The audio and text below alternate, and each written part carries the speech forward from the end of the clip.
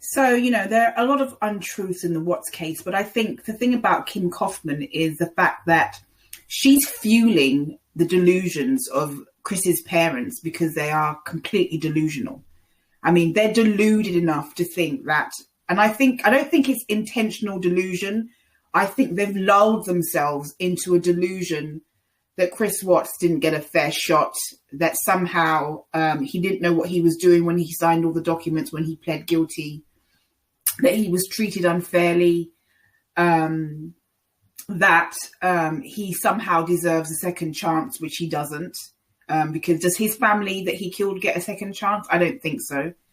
But I think Kim Kaufman is a perfect person to represent them because she helps to fuel their delusions and she represents their delusions perfectly because everything that she says basically leads to nothing. It's total delusion.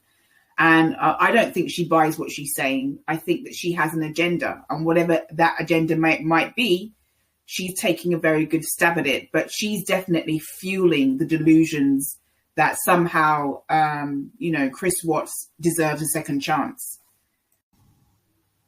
Blaming the victim is not going to work out for the Watts family. So if they think that they can continue to blame Shanann, that's not going to work in a court of law, thankfully. It's not going to work anywhere. It's not going to work with a judge. The 35C is not going to work. And another thing is that the phone, why have they kept Chris's phone? It's not because they're still investigating the Watts case, which is closed. And I'll talk about that later, but it doesn't take 2.5 years to investigate someone's phone to find accomplices. You can investigate a phone for 6 months. It doesn't take 2.5 years. You can find out all you need on a phone in 6 months. It doesn't take 2.5 years to be continuing to investigate a phone and continuing to investigate this crime. So Jules of Thought, I don't think so. No, they're not keeping his phone because they're still investigating. They're keeping his phone because Chris Watts is now an inmate. But I'll address that later. The other thing is that, Kim keeps talking about how Chris was going to, move into a flat or, he was looking for an apartment for him and the girls and he had every intention of giving Shanann money, paying for child support, whatever. He didn't have the money. Chris Watts was completely broke. He was looking towards bankruptcy once again. So he didn't have the money, and he would have known this. And that's exactly why this crime happened. He would have known that he didn't have the money to pay child support. He didn't have the money to pay Shanann. And that's one of the money was a huge motivating factor of this crime. The huge life insurance policy, the fact that he was broke, that would have cleared his debts. That would have enabled him to get on with his life with Nicole. He didn't have the money to pay child support and pay for an apartment and all of those things. And he would have known that. He was completely depleted financially. People are speculating as to whether Kim Kaufman is really in contact with Chris Watts. I can tell you with absolute certainty that she is in contact with Chris Watts. I'm not trying to legitimize her. I don't agree with what she's doing. I don't like what she's doing. But it's very obvious that she's weaved her way into the Watts family, and they are very dependent on her to help them and to improve their image, because the Watts family are all about image, particularly Cindy Watts. So yes, she is in contact with Chris Watts. Absolutely. I have no doubt in my mind. Okay, so the BSO meter is way off the charts on this. First of all, before I get to Kim, once again, I'm going to address two things. And that is that there were absolutely no accomplices, or there's no evidence of accomplices. So all you've been hearing about by certain creators, that someone is going to be arrested, that an arrest is coming soon, because I have people coming to me and telling me that there's going to be an arrest, that somebody's been arrested. It's all lies and fabrication for views and ratings. The CBI agents and the police never pursued accomplices, and there are none. Okay. And I actually can't believe that people still buy into this BS. Another thing that I want to address, apart from the fact that there's not going to be an accomplice arrested ever. Let's get that out of the way. People keep talking about this idea about the CBI agents having Chris's phone. There's no obligation for the phone to be returned. They don't have to return the phone. They don't have to give the phone to Ronnie or Cindy Watts. They don't have to give the phone back to Chris. They can keep the phone. They can destroy it. They can keep it to do whatever they want with it. The CBI agents have no obligation to return Chris's phone now that he's an inmate who will never get out. But it's really, really interesting because Jules of Thought was talking about how she thinks that the phone is being kept because the investigation is still ongoing, the Watts investigation. I just want to make it clear that that is not true at all. It's another myth and another lie that people keep spinning. I know that there are a lot of people who believe and buy into what Sharon Cable said and whoever else, that there is an ongoing investigation. That's all just lies to lure you in and to make you believe that there's more to the case than there is. The investigation stopped when Chris confessed, and there was no investigation after that. So the CBI agents don't need to keep a phone for 2.5 years to open and to keep an investigation open. It doesn't take 2.5 years to investigate a murder case using a phone. So that's BS. So I want to get to this. Kim claims that her end goal is to get Chris back into court. Well, that's not a goal. Getting back into court will achieve absolutely nothing. It will just waste people's time, energy, money, perhaps. So that's not a goal. So as far as I'm concerned, she's basically admitting that the 35C is not going to go anywhere, because getting someone back into court, an inmate back into the court, is not a goal for anybody. She also mentioned Scott Peterson and the efforts to get him a new trial. Scott Peterson and Chris Watts, even though their crimes were similar, their cases are completely different. I believe they're both guilty, but the difference between Scott Peterson, why he has an advantage over Chris Watts, is because Scott Peterson never pled guilty. He had a trial. You know, he wasn't as cowardly as Chris Watts, who decided to plead guilty and waive a trial. Scott Peterson pled not guilty and sat through a trial, and that means you get the automatic opportunity to have an appeal. It doesn't happen automatically, but there's a massive difference between the Scott Peterson case and the Chris Watts case. Chris Watts didn't have a trial. Scott Peterson did have a trial.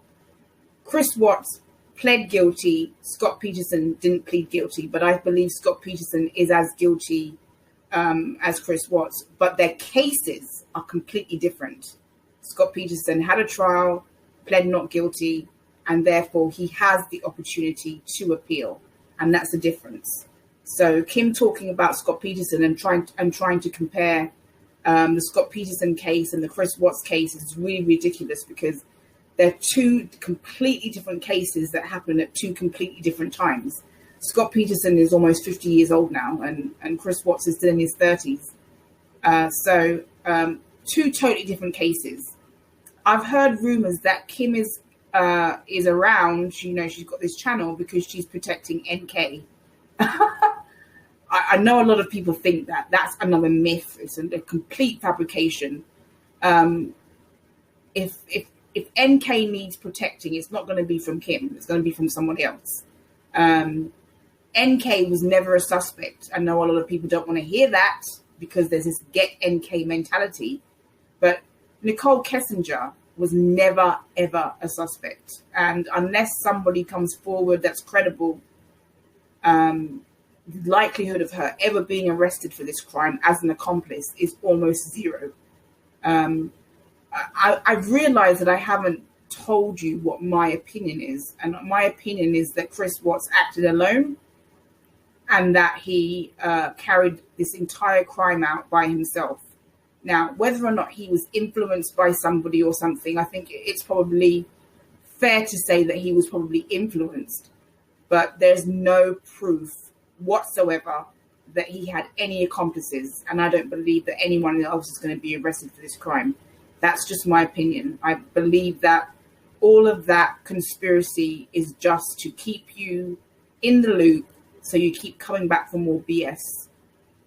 So the people that are spinning that wheel and luring you in with accomplices and people are going to be charged and all that stuff, it's a closed case. So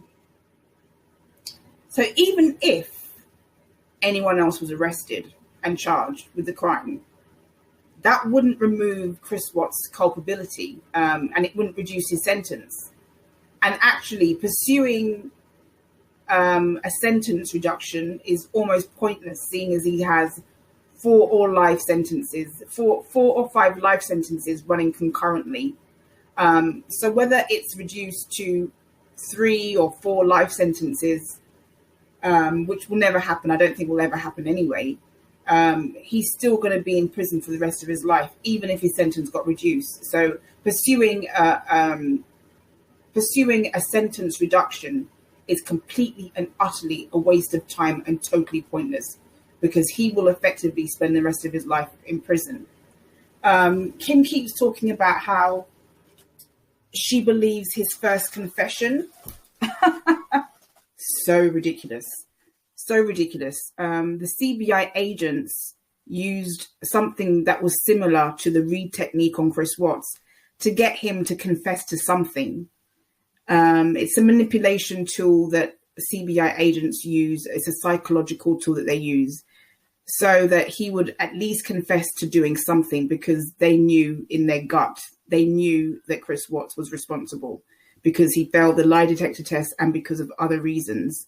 So they used a Reed technique on Chris, put the power of suggestion into his head that Shanann was guilty, and he took it and ran with it. And what he didn't realize is that the autopsy would clear Shanann's name, because he's a complete and utter liar. And the autopsy, proved that he was lying about Shanann being involved with the girls' murders. So Kim doesn't seem to realize that a technique was used on Chris to get him to confess, and that he was beaten at his own game. I mean, this is somebody who's a pathological liar who thinks that he can outsmart 2 experienced CBI agents. I mean, the guy is double dumb. Okay. Kim also talks about evidence, collecting of evidence that wasn't collected properly or some BS like that.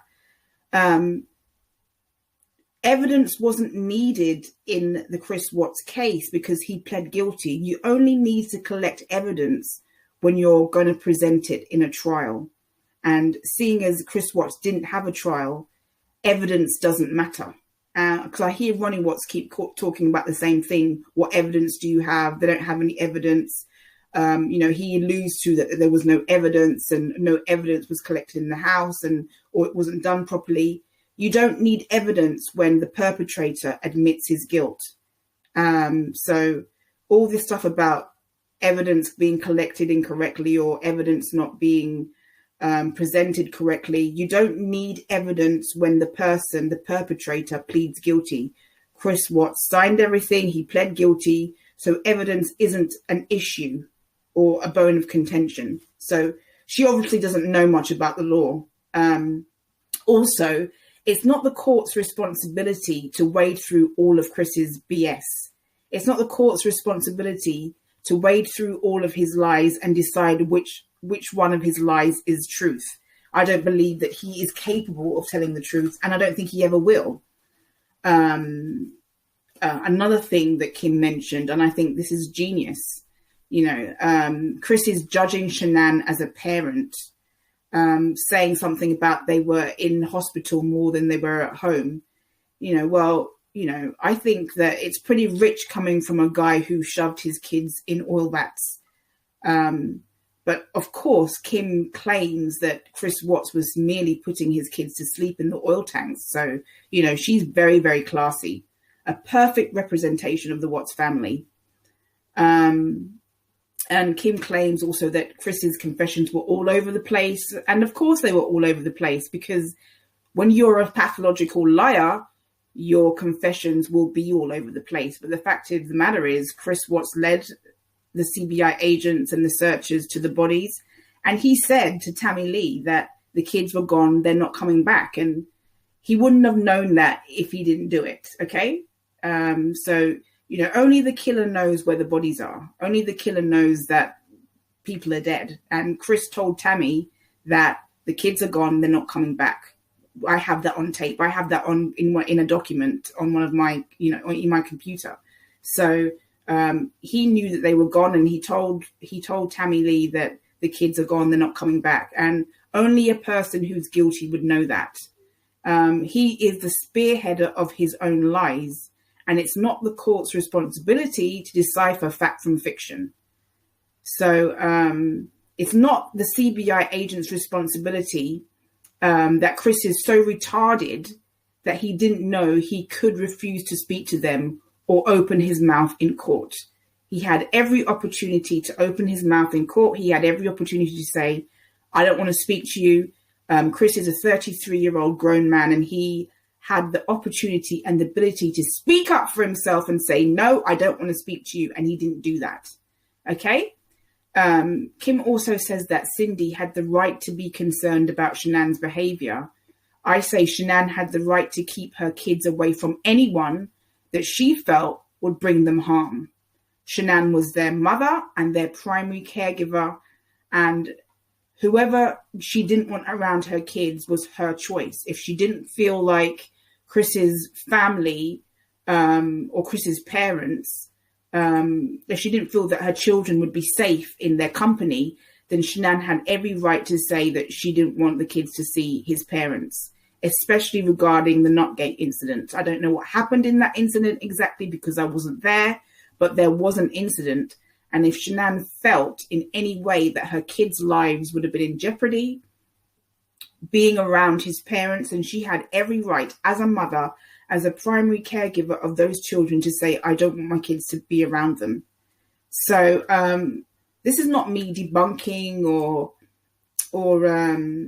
trying to give you an alternative theory. This is me telling you the honest truth about what's going on and what's happened. I mean, I can wade through the BS and I can see what certain people are doing in terms of how they tried to manipulate the facts of this case. The fact of the matter is it's a closed case. Yes, I will continue to talk about it. Lots of us will continue to talk about it, but it's closed. There's not going to be any more arrests regarding the crime. The investigation is not still open. That's just something that Kadal's saying to keep her book selling, and other creators will keep doing for views and ratings. Kim hasn't turned up on the scene to protect NK because I don't think that she would be a good protector anyway. She has no obligation to protect NK. And Nicole Kessinger was never, ever pursued as a perpetrator of this crime. Chris is exactly where he needs to be, and he is exactly the sole person that committed this crime because he wanted a new life. And it's as simple as that.